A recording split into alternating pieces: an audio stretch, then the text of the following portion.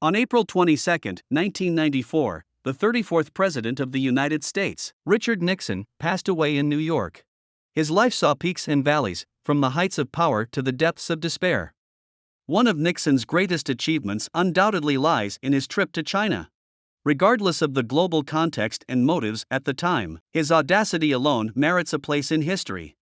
Nixon's visit to China had immense repercussions globally, fostering a narrative worth celebrating in international diplomatic relations. However, one of the key figures in crafting this narrative, Nixon himself, expressed regret in his later years about the China visit, confiding to those around him, "We may have created a scientific monster." Despite being a change beneficial to both sides and a monumental shift of the century, why did Nixon harbor such sentiments? What grounds fueled his description of a scientific monster? Today's video will delve deep into analyzing Nixon's final words, "We created a monster."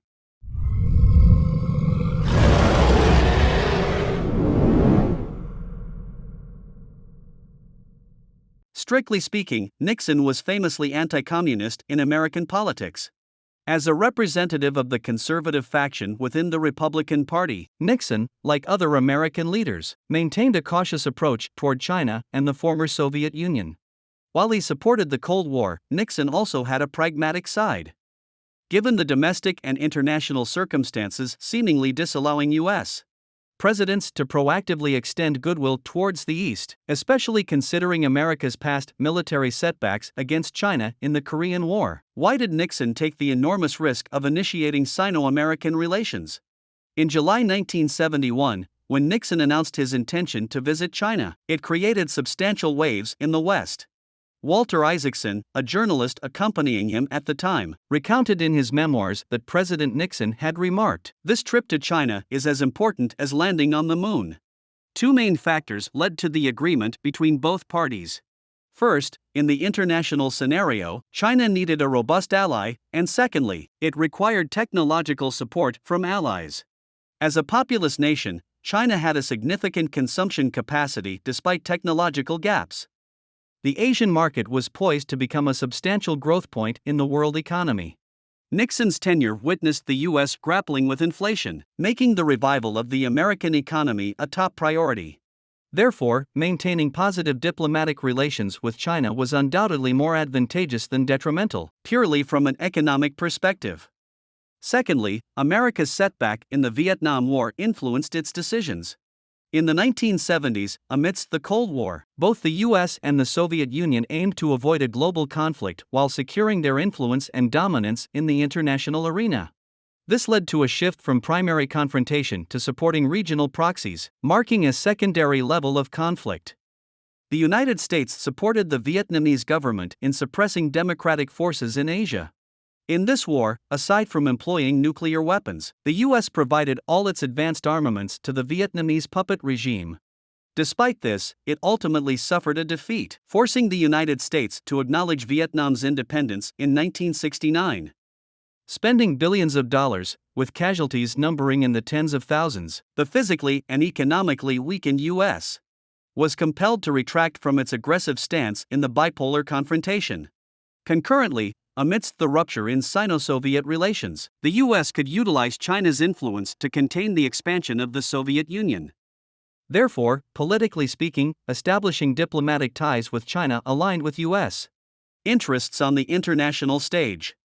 For the United States, successive failures led to a desire for an Asian partner boasting a massive consumer market. Consequently, in 1972, the Air Force One, essential for any U.S. president's travels, touched down in Shanghai. Originally intended to fly directly to Beijing, Chairman Mao and Premier Zhou, after consultations, believed that if one were to visit China, they ought to use Chinese aircraft. China's airspace never permitted foreign planes to enter. Initially hesitant, Nixon and his team considered safety concerns and the symbolic importance of Air Force One as the U.S. president's aircraft. After prolonged discussions, Nixon had to concede to China's steadfastness regarding sovereignty. Eventually, they opted to first land in Shanghai via Air Force One and then switch to a Chinese plane for arrival in Beijing.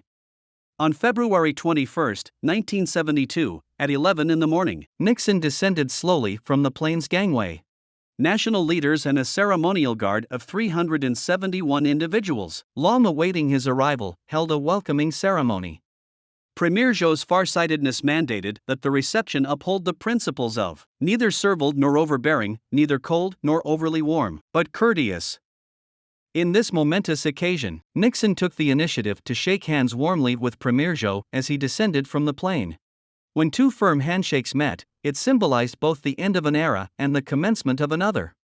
During Nixon's visit, Chairman Mao made an exception and met him at Zhongnanhai that afternoon, an unprecedented occurrence. Many foreign leaders typically arranged to meet Chairman Mao the afternoon before their departure. Chairman Mao's unexpected decision wasn't communicated beforehand to Nixon and his team. Nixon also mentioned this incident in his memoirs. In the afternoon, as Nixon was preparing to freshen up upon returning to the hotel, he unexpectedly learned of Chairman Mao's desire to meet him. Excitedly, Nixon immediately followed our personnel to Zhongnanhai, unaware even were the officials responsible for his security. From the 1970s visit to China to the present day, spanning over 50 years, in all records regarding Nixon's visit to China, there's no mention of any unexpected or embarrassing incidents during this meeting. The atmosphere during Chairman Mao and Nixon's conversation remained warm and lively. It was akin to an exemplary student who had prepped well conversing harmoniously with a learned, widely experienced teacher. Nixon held Chairman Mao in very high regard, and his perceptions of China underwent a significant transformation during that brief week. At the farewell banquet before his return home, Nixon emotionally addressed everyone present. "We've spent a week here that has changed the world," Nixon said. His visit to China stands as a milestone in the history of Sino-US relations, ending over 2 decades of confrontation and isolation, and opening the gates to normalization between the two nations, a move beneficial to both sides. Given this, why did Nixon express regret in his later years and utter the words, "creating a scientific monster"? In fact, Nixon's lament is closely tied to the improvement in Sino-American relations. After Nixon's second visit to China in 1976, China underwent significant changes. Following the onset of reforms and opening up, China leveraged its strong diplomatic ties with other nations, emphasizing both foreign exports and attracting investment. China's institutional framework continued to evolve while embracing advanced Western technologies. A prime example lies in China's television technology. During Nixon's visit, it was the pinnacle of American television technology. By 1965, nearly 90% of American households owned color television sets. Television coverage, akin to Air Force One, gradually became a necessity for U.S. presidential visits. Meanwhile, China was still in the early stages of black and white television development. The research and development of color television had just begun, and the range of television programs was limited. Because Nixon's visit required the daily press conferences to be broadcast domestically via television, the U.S. suggested using communication satellites. However, China didn't possess such equipment at that time. Premier Zhou and Henry Kissinger deliberated and settled on 2 solutions: purchase or lease. Premier Zhou proposed China construct a satellite studio, allowing the U.S. to lease and install their equipment there. This approach greatly benefited China. It allowed China to learn advanced television technology. Ultimately, both parties agreed that China would purchase ground satellite stations and equipment from the U.S., which would then be leased back to the U.S. for use. Though it appeared circuitous, its significance was profound. Firstly, it was a matter of sovereignty. China preferred to buy the equipment and allow the U.S.